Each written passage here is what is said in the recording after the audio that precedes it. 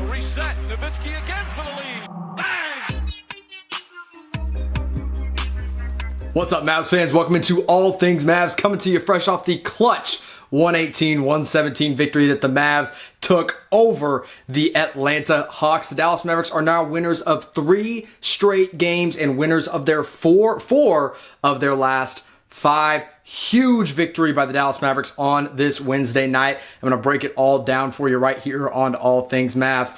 Look, off the top of it, Luka Doncic, triple-double. He had 28, 10, and 10, I believe was the number as I checked the stats real quick. Yeah, 28, 10, 10. Also had 2 blocks and a steal in this game. Trae Young was incredible early on, 25 points, 15 assists, but the game came down to the fourth quarter, surprisingly, because at halftime, the Mavs were down by 10. It was ugly. They completely just let the Hawks make a total 14-4 run in the second quarter that nearly buried Dallas. They couldn't find a jump shot to save their lives. Nobody was hitting threes. If Luka was off the floor, the offense was non-existent for Dallas. And then as they go into halftime, again, that double-digit lead shrinks down to 9 by the end of the third quarter. Not much, but down to single digits because Jalen Brunson hit a huge shot at the end of the third at the buzzer to put the Mavs within 9. Jalen Brunson, I'll talk more about him in this game later, but he was huge all night long for the Dallas Mavericks. But I don't think anybody was as big as Tim Hardaway Jr. was in the fourth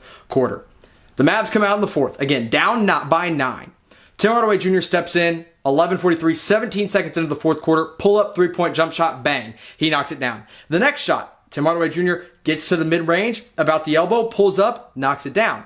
The next shot to go in for either team is Tim Hardaway Jr. again with 10 minutes and 29 seconds left in the fourth when he gets all the way to the rim, makes another shot, forces the Hawks to call a timeout. Now Dallas is within 2 with 10 and a half to go.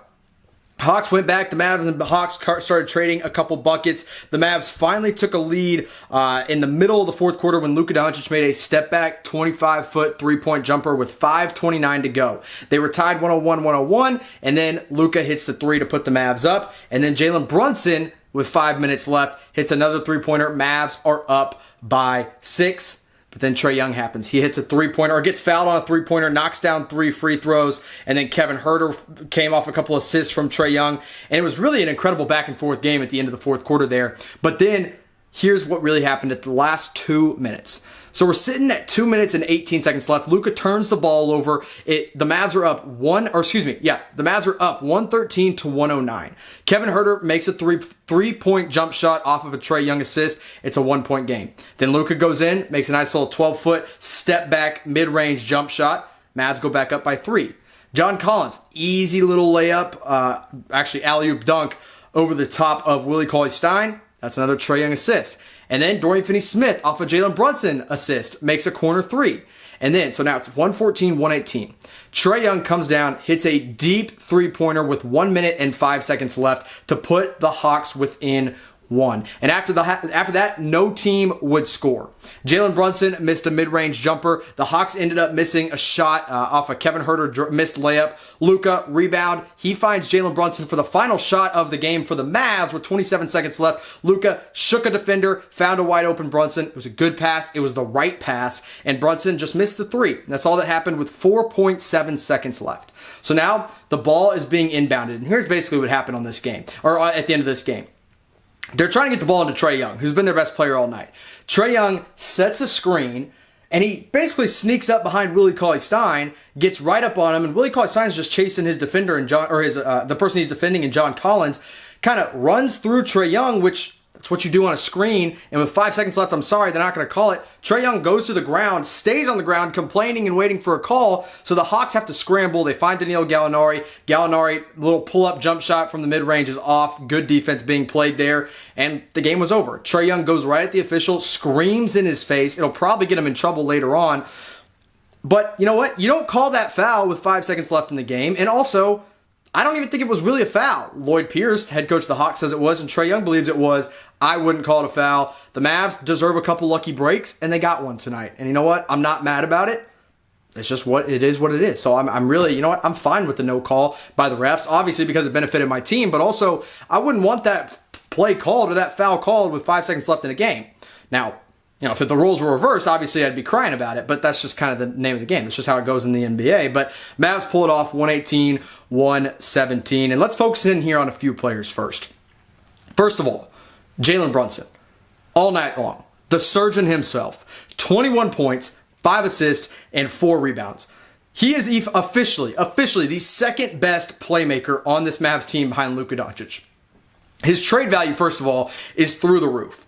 But I'm not trading Jalen Brunson because he's a guy that you look at and knows how to win a game. And you know what? If the Mavs traded him, I guarantee you after they let him go, everybody on Mavs Twitter and on Mavs YouTube and on Mavs Facebook would say, man, it would be nice to have a Jalen Brunson kind of player right now. I'm not dumping him. I'm not going to do it. In the right package, yes, of course, I'm going to listen. But he was 9 of 18 from the field tonight, 2 of 6 from 3. He's such a crafty finisher, finishes with his left so well, and I think being left-handed really throws defenders off. But he is a smart and sound player, well above his years as a third-year player in the league. Huge night from Jalen Brunson off the bench. He also played 30 minutes, which was more than 3 starters in this game. I also want to highlight Tim Hardaway Jr. off the bench once again. Cold all night long. I mean, literally the entire night. He scored 16 points. 16 points on 3 of 5 3-point shooting. If I'm not mistaken, 13 of those 16 came off the bench. I'm going to get you guys here on YouTube and on Twitter, wherever you guys are watching from, we're going to start this campaign. Tim Hardaway Jr. deserves to be in the 6th Man of the Year conversation. He's been consistent now off the bench, and it's starting to come along really, really well. He was a plus 10 in the game, and he was a really good defender tonight, too. He's a very streaky defender, but tonight was a good defensive effort for him, and nothing was bigger than the fourth quarter points that he had. I mean, he really doesn't do anything but get buckets, but as a 6th man, that's all you want him to do. 16 points, no assists, no steals, no blocks, no turnovers, and 1 rebound.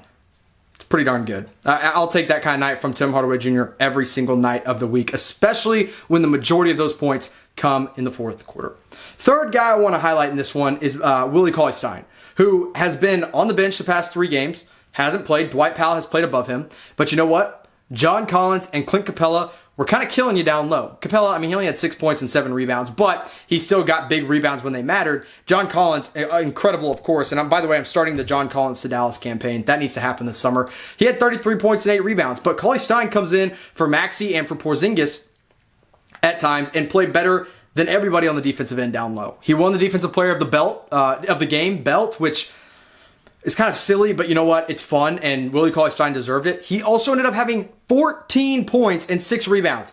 This is the best game I've seen from him finishing-wise.